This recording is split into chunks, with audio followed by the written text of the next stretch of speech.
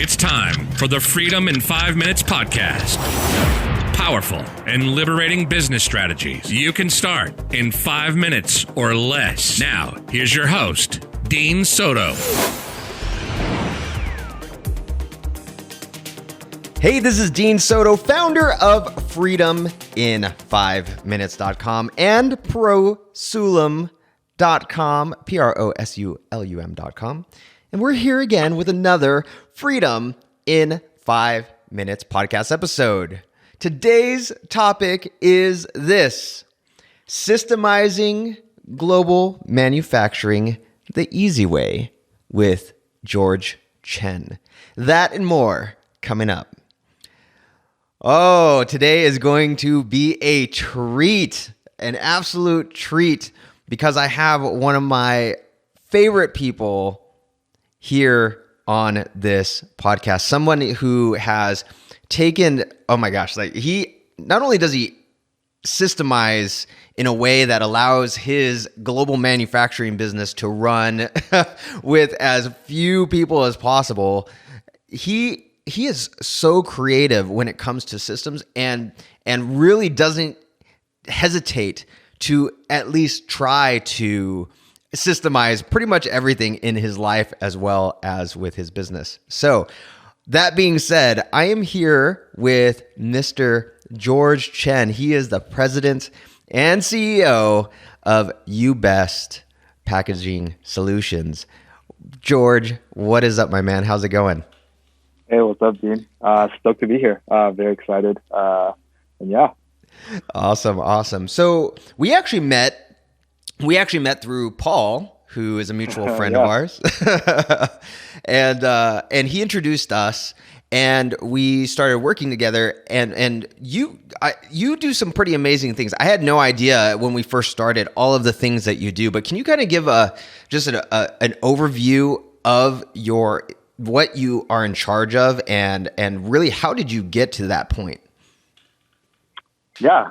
So what I'm in charge of. So I run UBest Packaging Solutions. We're based out of Brea, California, Orange County.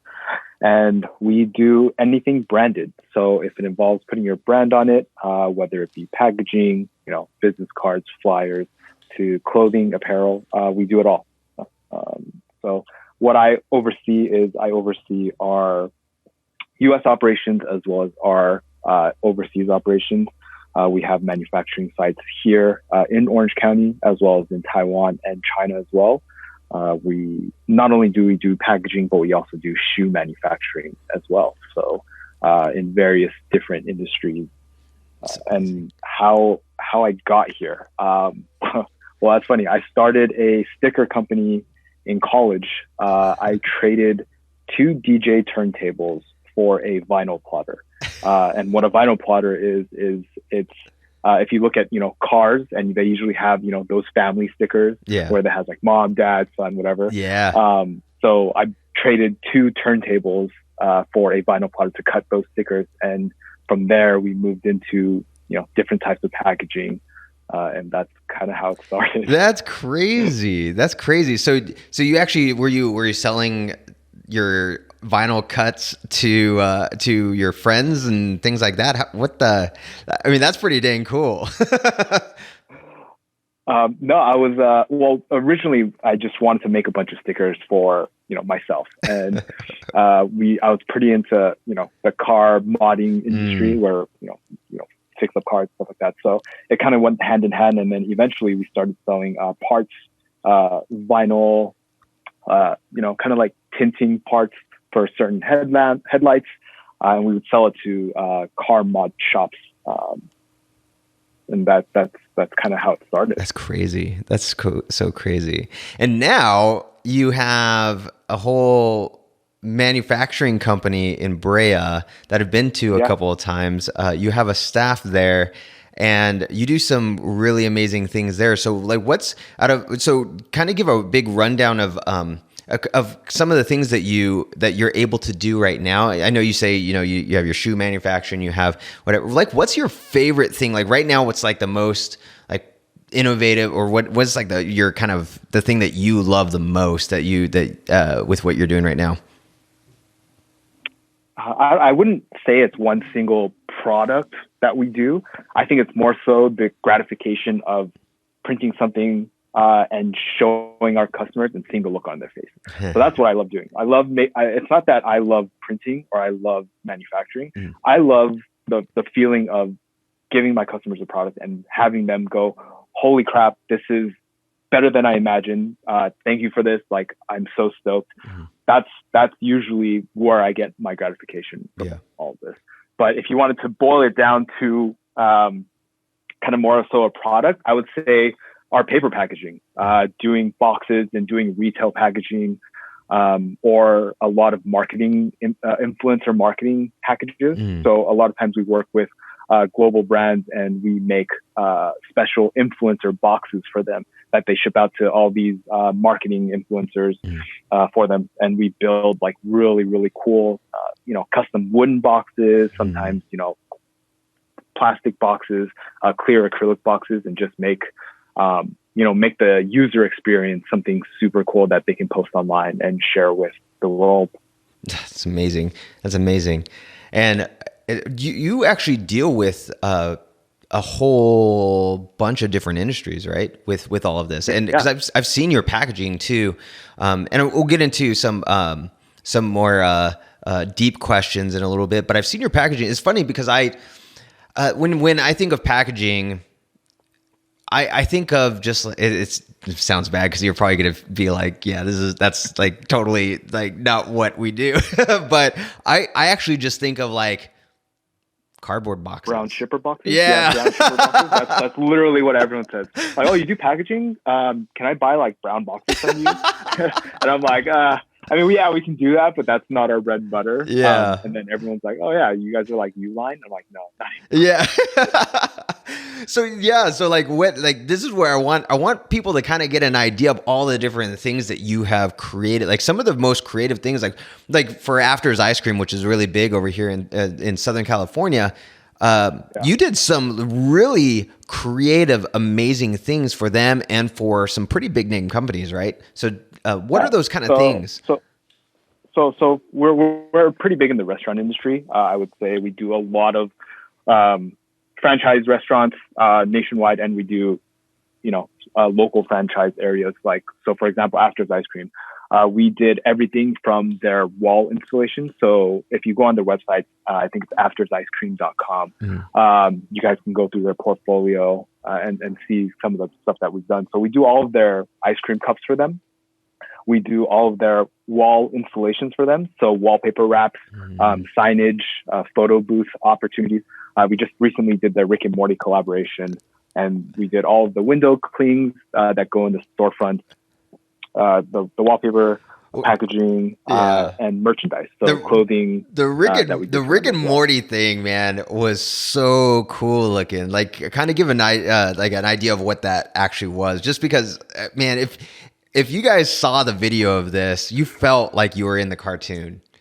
Yeah. So I think it was at their Pasadena store, and they have this building on the side just solely for a photo op.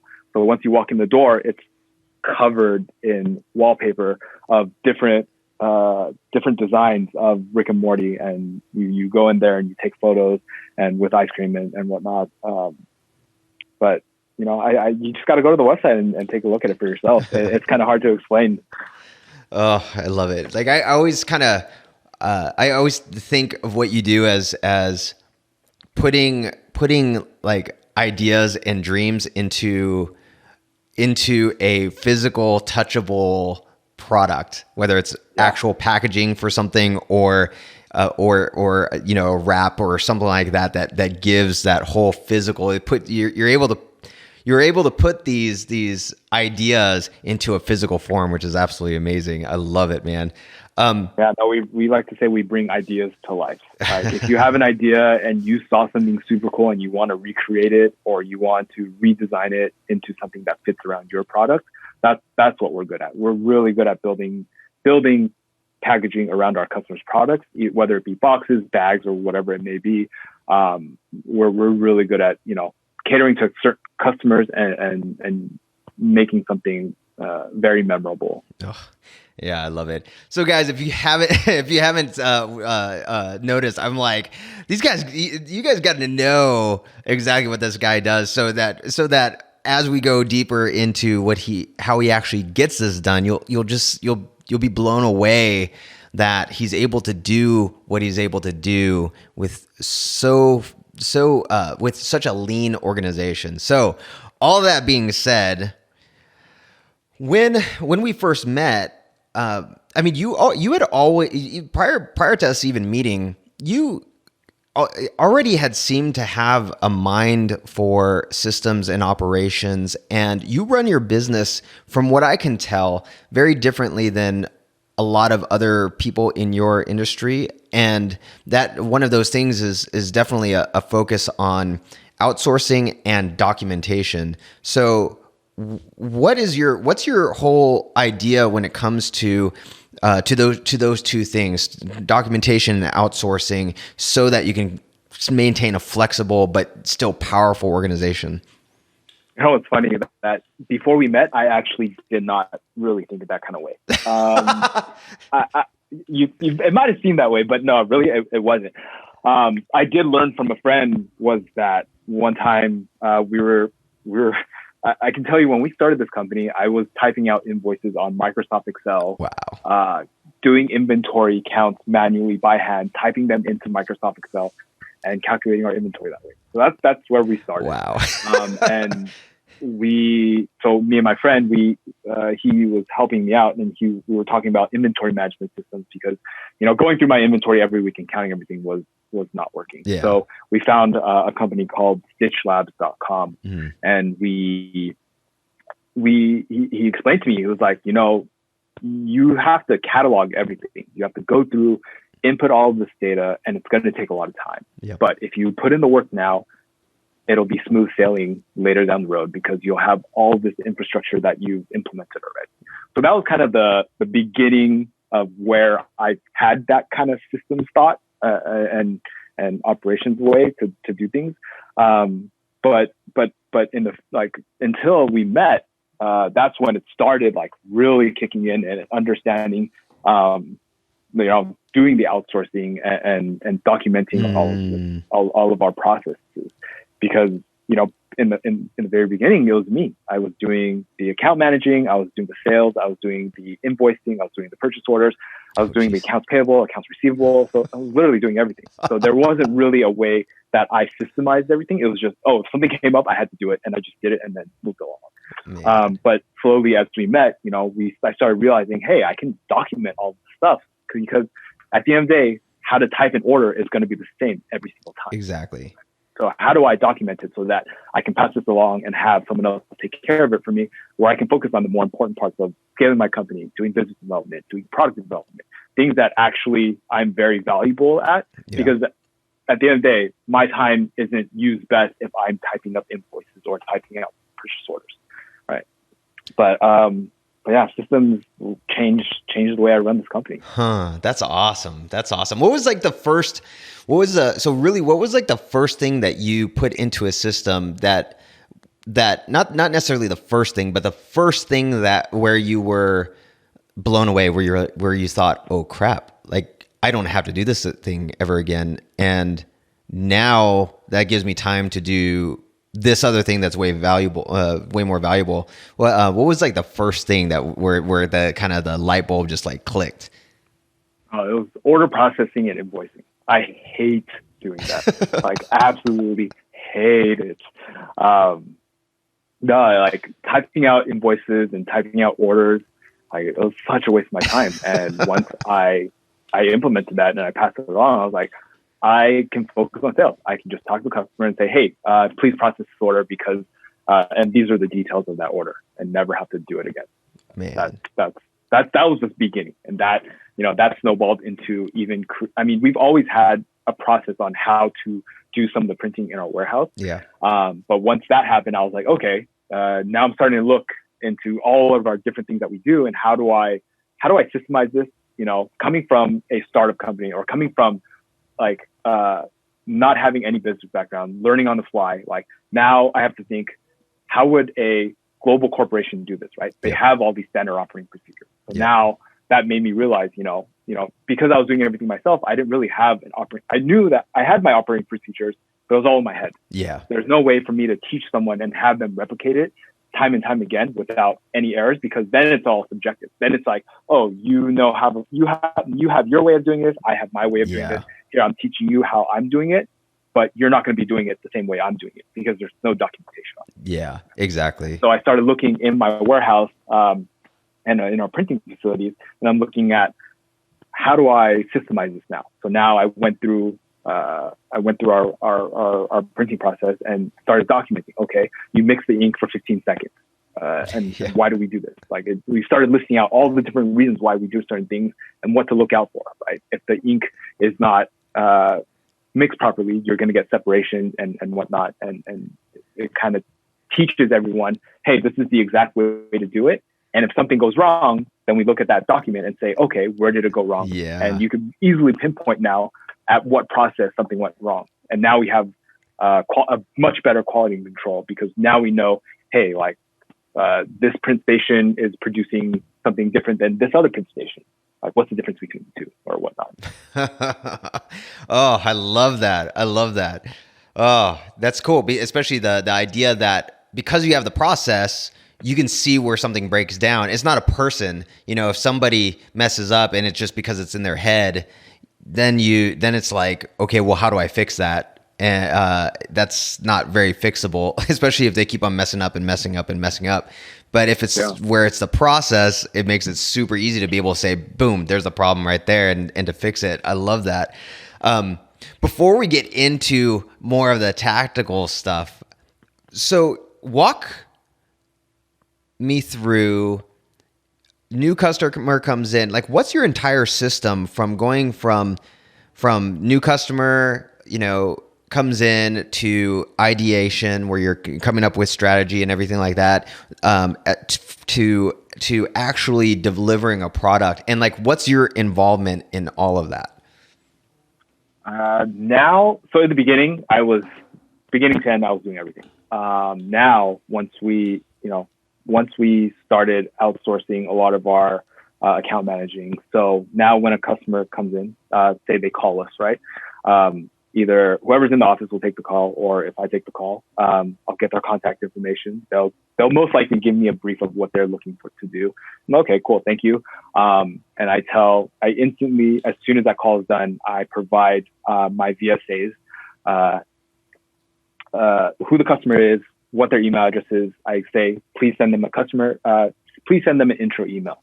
And what an intro email is it has our customer application form. It also has some of our portfolio and some of our past projects. And it kind of gives you a brief about our company and what we do.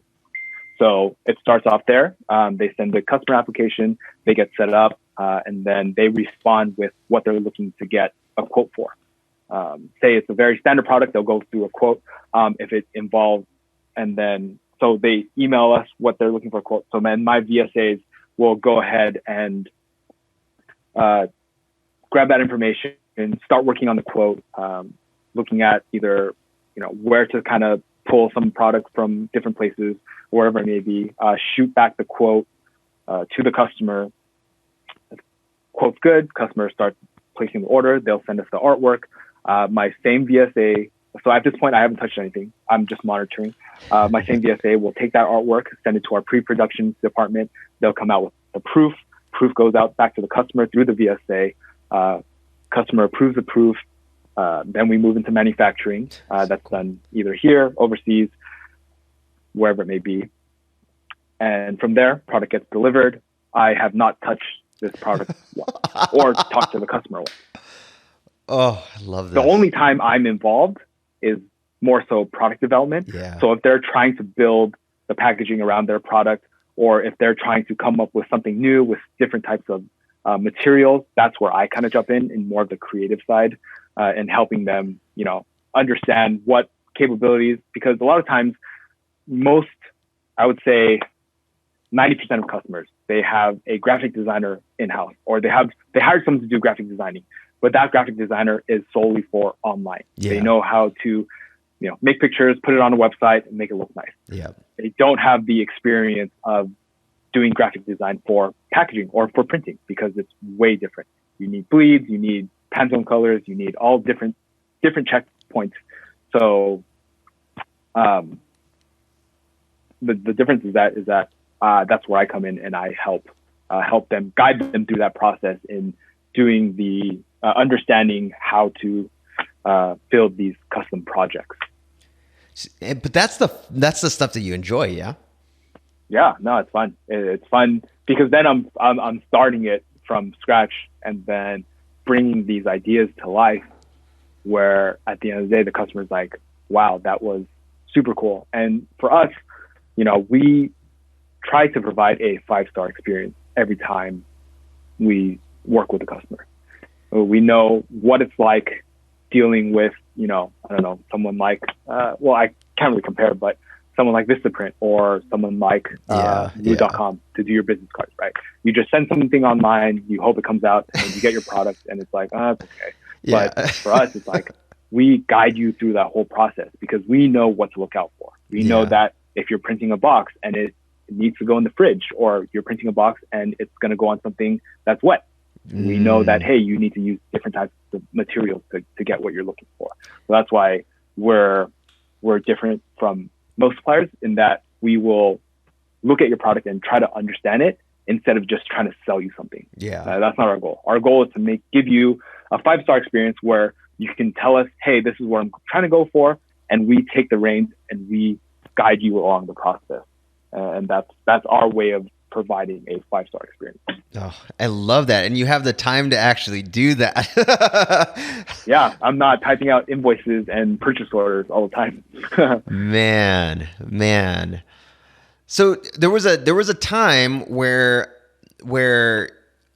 when you were working with your virtual systems architect, your VSA, she did something where, she, obviously you guys had the processes that you guys created, all the documentation, everything got systemized, but there was this time where the customer actually sent something to you, a design, like an image, and she knew like right away, and it wasn't really through the process. She actually knew that it was wrong and like slapped your customer on the hand a little bit, right?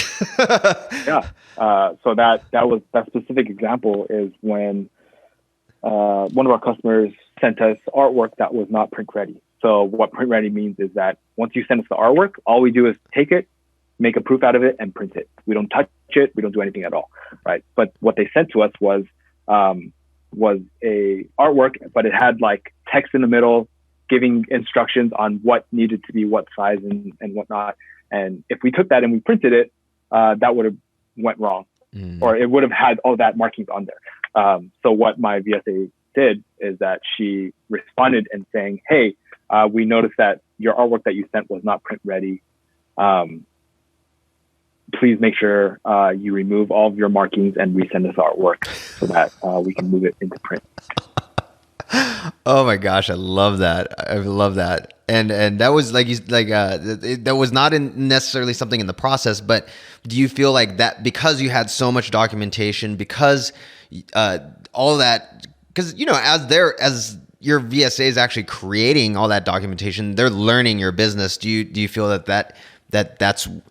that's one of the reasons why that happened? Yeah, I think more so why that happened is that just copying them a lot on every single email that goes out. I think it's more so just the training process, right? Yeah. If you have someone with you at all times and they see how you interact with someone, they'll start picking up on that, right? They'll start seeing, okay, he treats them in a very professional manner, very courteous, certain ways you talk to them, they'll start picking up on that. Yeah. And that's kind of how we've educated every single one of our employees here. It's that you educate them versus telling them to do something. Yeah. You help them understand why we're doing what we're doing, and why. Because for us, it's like sometimes a lot of our customers saying, "Oh, I need this today," but we realize, hey, if you do something that quickly, problems happen. Then you start skipping steps, and that's why we have such a strict strict guideline on our processes, so that we don't have any of that happening. But back to my point, I think, is that they were able to pick that up because of our training. And if you have a good training process and teach people why they're doing what they're doing versus, hey, go do this, it helps them understand a lot more, and for them to pick up on it and for them to execute it a lot better. Yeah. Yeah. Like it's cool. Cause out of all of the people, like you definitely with your documentation, a lot of people that I know that create this type of documentation, whether it's with a VSA or not, they just say, here's the process, go do it. But you are really you really do bring the why. Like, why is this process being done? Why, and even like during the middle of the documentation, say mix for 15 seconds. Like, you'll have things like, why are you mixing for 15 seconds? Why are you doing this? Why are you doing it? Why? And I've just noticed that because of that, your guys are like superhuman, and they're able to take on a lot more that they otherwise wouldn't. People, a lot of business owners want this kind of robotic kind of just do as I say type thing. Mm-hmm. Whereas I can tell with your guys, like, to the point where it seems like you're able to just hand off to your, I guess you would be your general manager or ops manager or whatever, hand whatever off, and she handles a lot of the stuff you're doing. Is there, like, what have you noticed that has come with that why, compared to, because other people who do this type of systemization and stuff. Mm-hmm. Do you notice that your staff is better because of that? Yeah, 100% so. Because for us, you can print a sticker using, I don't know, probably 5 different methods of printing a sticker, right? Yeah. You can print a sticker, you could digitally print it, you can silk screen it, you could print it with Flexo. There's so many different ways to print a single sticker, right? But you have to understand what your customer is trying to achieve. Are they trying to put it on a box? If they're trying to put it on a shipper box, the brown cardboard box that you thought we do, you don't need such a crazy sticker for that, right? But if you're trying to put a sticker on a bottle that is going to go through a wash, you want to make sure that you're using a vinyl sticker for that. Yeah. So understanding why helps them better process on which method to print the product for the customer, and teaching them why helps them able to empower them to come up with solutions on their own, right? If you give them an education, they can now offer that same education to your customers, and that creates so much value add to your company, right? Very, very rarely do you have these companies think for the customer, because usually it's all about me. How do I get the sale? How do I make this next paycheck, whatever it may be? For us, it's like, how do we maintain this relationship so that you can count on me every single time you talk to me, right? That's the difference between us and a lot of other people. Right? We teach them why, so that our employees can come up with the solutions themselves, so that I don't have to be answering the same why every single time. Right? If I tell you these are our capabilities, of course, there's going to be times where it's something that they've never experienced or whatever. Yeah. But a lot of times it's how you have to understand the machine, right? You have to understand our different methods of producing a product, and which solution is going to be best for the customer, because it's going to be different every single time. And if I gave you, if I told them, if it's a sticker, then you go this printing, but that's not the way, right? You have to understand, if they're printing a sticker, what's the sticker for? Yeah. Are they trying to match certain colors? With printing, that's why we get a lot of customers. They're saying, today I got a call from a customer. Hey, do you do, we're looking for woven labels and we're looking for bags. What's the price? You're like, you gave me zero information. Yeah. You told me 2 categories and expect me to know what's in your head and give you a price. I'm like, I can't do any of that, right? Yeah. So now I have to ask them all these questions and teaching my employees that same thing. It's like, you have to understand why you're doing what you're doing, so that you can offer the best solution for the customer. Well, it's cool too because you have the ability to do that because of all the things that you've systemized in your operation and stuff. It's cool too because like you could, I mean, theoretically, you probably could just say it would be this much. But then say they bought that stuff off of you and it didn't work for whatever application they're doing, like that hurts your business like big time. Yeah. Yeah. They won't come back. There's no way they would come back. Yeah. Because And they expect you're the professional. You're supposed to know what I'm looking for. Yeah. Pretty much you're supposed to read my mind is what they want. Oh, that's crazy. That's crazy. So one more thing I want to touch on before I ask the strategic 5-minute question. And then get more information about your business and customer base and stuff is so you kind of mentioned this, you kind of alluded to it before, but there was a pretty big shift where you were getting questions like all the time, even when you had like systems, you had documentation and things like that. You were getting questions. And there was a point where we even talked, and you were like, "Oh, I should just, I should make it to where they ask somebody else." Can you kind of explain like how you had to make that mindset shift of always being the person who's getting the questions when you could delegate that to, say, your general manager, who your VSA who runs the other VSAs? So we originally, during the training process, you're always going to be the one to answer all the questions. Right? Yeah. But if you're training multiple people, you don't want to be answering the same question for the new trainee every single time after that, right? So what we learned is that we created a frequently asked questions document for everything in our company, right? So when a customer is asking, what is the duty charge from China to LA for paper boxes, right? Now we have the frequent, like that's going to be asked every single time when we have a new account manager that we're bringing on or whatever. So we've created this document where they can refer to that and they'll know, hey, if the customer is asking for duty charge, hey, go look in their frequently asked questions. It should be there. And then if it's not, ask who you report to. They should have the question. And if not, then come ask me.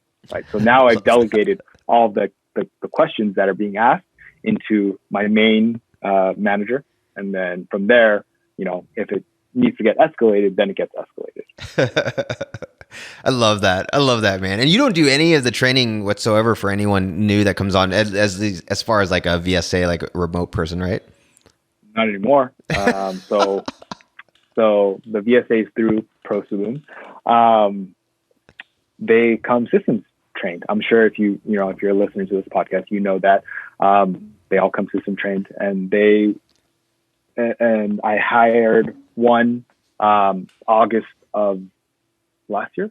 I think August. No, almost 2 years ago now. Yeah. August 2 years ago, and then within 3 months, I had that VSA training the other VSAs, and it was mind blowing seeing her, within 3 months be able to train 2 new people in the same way that kind of I trained her, and she was really quick to pick up on, how you train, how we do training in our company. And since then, I haven't had to train anyone. The best thing was when I talked to you at one of the speaking engagements that we did. When I said, "Hey, how's your new one coming along?" and you're like, "I don't know. My main VSA is the one that handles that." Yeah, I had the ability to say, I have no idea what's going on in my company because people are handling it. No, that's not good. But no, I mean, I obviously I did kind of know, but I think it's more so just having that weight off your shoulder and knowing that a task that is delegated is being taken care of. Because the worst thing is you delegate a task and then you have to go follow up and say, hey, what's the update? Yeah, right? Seriously. That is something that I hate with a passion. Yeah. But with these standard operating procedures, hey, you need to report to me after a certain amount of time because that's our operating procedure now. And I haven't had to go follow up anymore. And it's being handed to me. And I think that's one of the biggest differences in now systemizing all this stuff, is that these are my expectations, but it wasn't in our standard operating procedure. Yeah. So when it wasn't happening, it was making me mad. Yeah. But that's, at the end of the day, that's my fault, right? Yeah. It's because I didn't systemize it. I didn't implement it into our process. And now that it is, I get a super hands-off approach now, and I get reports handed to me, and that's how a company should be run. Yeah. Or ran. Oh, I love that, man. I love it. So 2 more questions. The first one is, if you were talking with someone and they said, George, what's one thing that you can tell me that if I implemented right now, this we call this like the 5-minute focus question. If I just did this one thing, and more strategic, not like a tool at all or anything like that. I mean, it could be a tool, but more at the strategic level that would improve their life, their business. What would that one thing be? I think it would just be, instead of trying something, just do it. Right? Because if you think about it, as adults, we don't really fail at things nowadays, right? Yeah. We have this level of comfort in our decision making that we're going to take, most of the time, we're going to take the safe solution, or we're going to decide on something that we already know is a most probable outcome. Yeah. Right? When we have come across something that we don't know a probable outcome, we usually don't make that decision, right, anymore. We just push it off to the side, or we keep not attending to it, and it just kind of gets lost, right? So a lot of people have a hard time trying new things or being willing to fail, is because we've taken all of that out of our day-to-day now that we're older, right? When you were kids, you always fail. You always fall down. You always get back up, right? But now, when's the last time you fell? Yeah. Never, right? So I think just doing it and being willing to fail again, and just being willing to fall down and see what happens. Because at the end of the day, you're not going to die, right? It's not the end of the world if something doesn't go right. But then you learn from it, and I think that's the biggest thing, is just doing it. Oh. Right? And just whenever like something comes up, you just don't be afraid to fail. I think that's one thing that really changed the way I think, and just being confident in losing. Because once you lose, like, you can only start winning after that. Oh, I love that, man. I love it. And that's one thing I definitely noticed about you, is like, you just do things. Like, yeah. My motto is, do it first and then ask for forgiveness later. Oh man, I love it. It's so good. It's so good. Yeah. So who is your dream client? And like, who, if someone were to come and work with you, like, who would be your dream client? And like, what would, what would they expect with working with you and you best? My dream client. And keep in mind, guys, he works with really big names as well. Like these are huge companies that that you're probably wearing shoe wise right now. But yeah, who do you feel that you serve best? Or at least you have the that, like, oh my gosh, we change these people's lives all the time, these types of people. Yeah, that is a very good question that I have actually not thought about. Sorry. Honestly, no, it's a great question, because for us, it's like, when we see an opportunity, we'll always go take it. I would say, for a while it was Adidas. For a while it was trying to work with Adidas either in shoe manufacturing or doing marketing or packaging for them. Mm-hmm. For a while it was Adidas. I guess it could still be. I think I was really into shoes for a while, being a sneakerhead and trying to go for all the Yeezys and stuff like that. Nice. Nice. But But when I was really into that, I think Adidas was definitely on my top priority in trying to do, because very few companies do made in USA shoe manufacturing. And we're one of them to supply certain brands that do made in USA shoes. So, but the trend has a lot of big shoe company brands. They've started moving manufacturing here to reduce lead times and to better serve the changing markets nowadays. So, if Adidas is listening, my company would love to work with you guys. I love that. But going back to what you said, what would they expect? They would expect a 5-star service, right? Being able to delegate a task to us or a project to us and letting us take care of it.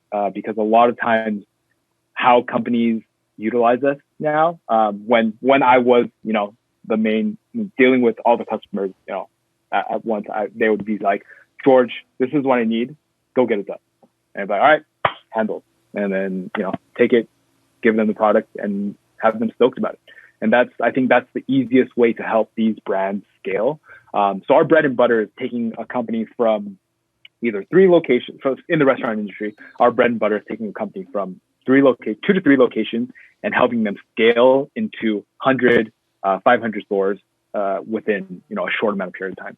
And the only way to do that is for us to take all of their print materials and everything they need printed and taking off their plate so they could focus.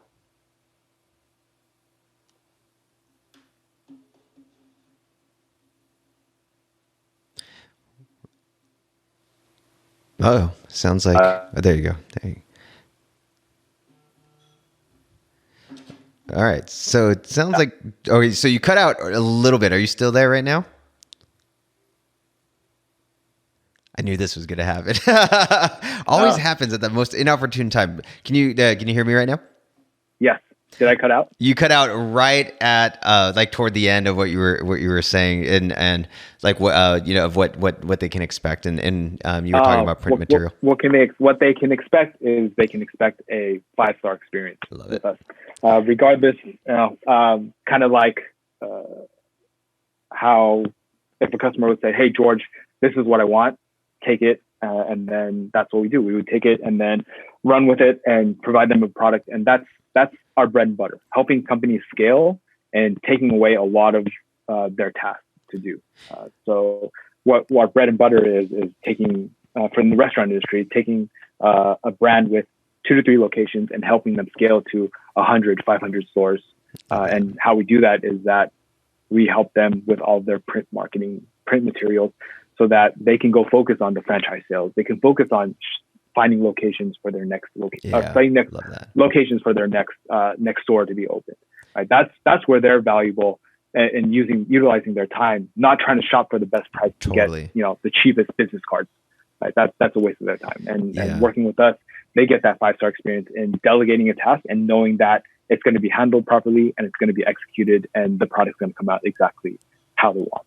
And that's our 5-star experience. And what I've noticed too, for those listening as well, is that you're actually like more of a trusted advisor, where I've seen where you've taken, because I always think of, when somebody comes into, especially like a restaurant or store where a package is going out. I mean, I'm always proud of my iPhone package when I get it. Like, it's one of the things I look forward to every like 2 years when I get my upgraded iPhone, is like the packaging and just undoing. And there's something about it that's prestigious. And I've noticed that you've actually taken several businesses that had pretty like, they went the cheap route, and they're like the packaging has to be wrapped in a rubber band and all this other stuff, and you've made it look like so professional that it takes the brand. It actually does take the brand to another level, because people are willing to handle that. Like, it sounds so dumb, but like even just like in takeout food, if you have like a really cool package, if you have something like it's like, I'm going to Instagram this, I'm going to take pictures of it, I'm going to, there's something about it that you are able to bring to people that And it's literally not like that much more expensive than going you're really paying for you, George, because you have the time to be that trusted advisor. Like, hey, let me help build your physical brand. Yeah. Well, I mean, what they say is camera eats first, right? Yeah. So that's the day and age we live in right now. So everything is Instagrammed. Everyone's taking pictures of food, and yeah, at the end of the day, they get me or they get us at best, right? Yeah. Grant Cardone said it in his book, right? The difference, I can go to this shop down the street and get it at this price. Yep. The difference is you don't get us. You don't get us to think for you and figure out, what the best way in keeping your costs low and still getting that wow effect when a customer opens that box or opens that food or product. Oh, I love that, man. I love that. So how could people contact you, work with you? What's the best way for them to actually get to work with George? Yeah. So our website is ubestpacks.com, U as in umbrella, best, BEST, packs, PACKS.com. My Instagram is George Chen, at George Chen, George with a 0 for the O, last name Chen, CHEN.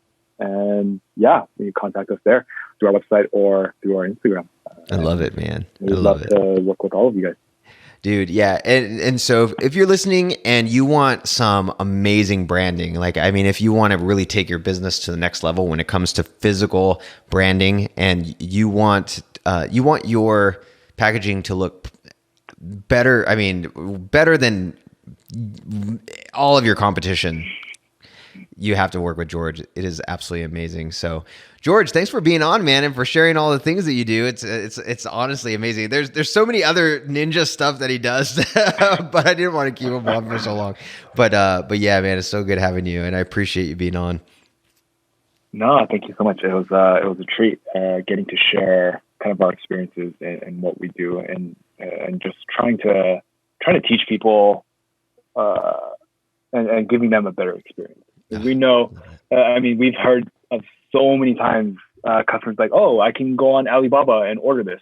Yep. And they order, $10,000 worth of product, and it gets here and it's the wrong color. We've heard that story so many times.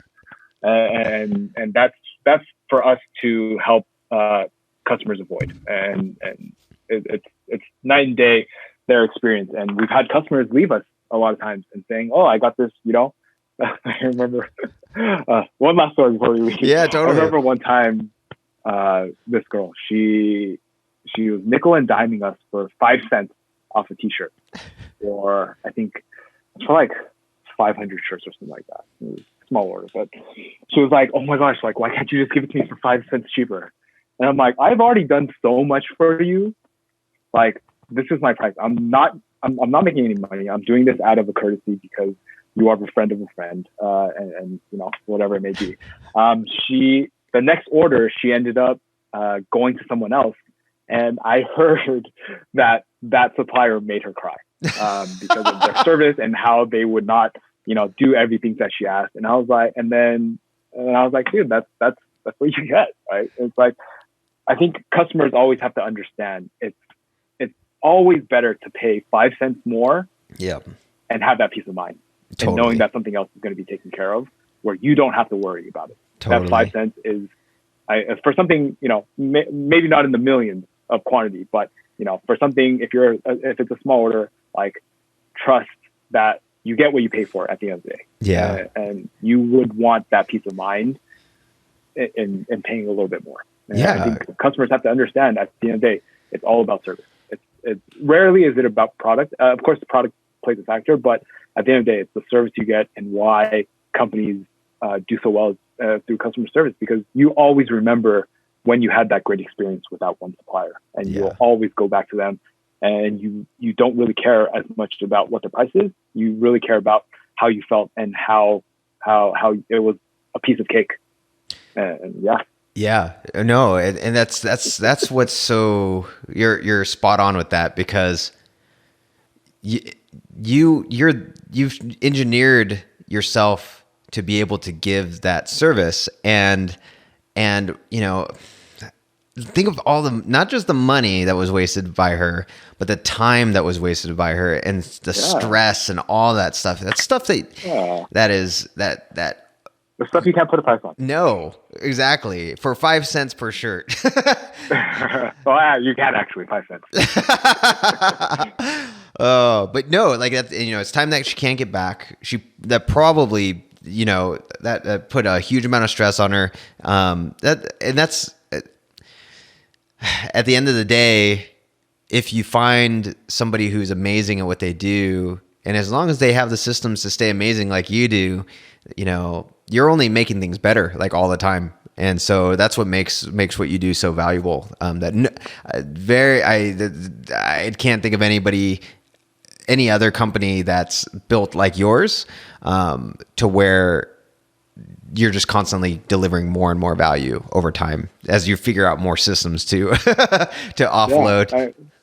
That's what we learned. How to add value, how not just to take, but to give. Even as a supplier, right?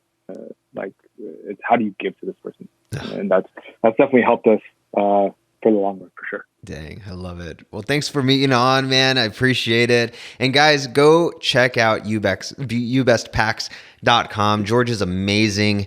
He is, there's if you really want your brand to soar from the physical design standpoint, you got to go check him out. And we'll have him on again to talk about his other exploits with systems and operations. But until then, guys, thank you. This has been the Freedom in 5 Minutes podcast, and I will catch you on the next Freedom in 5 Minutes podcast episode. Thanks for listening to the Freedom in 5 Minutes podcast. Now, head over to www.freedomin5minutes.com and register for our free masterclass and discover how to start systemizing and automating your entire business 5 minutes at a time. We'll see you next time on the Freedom in 5 Minutes podcast.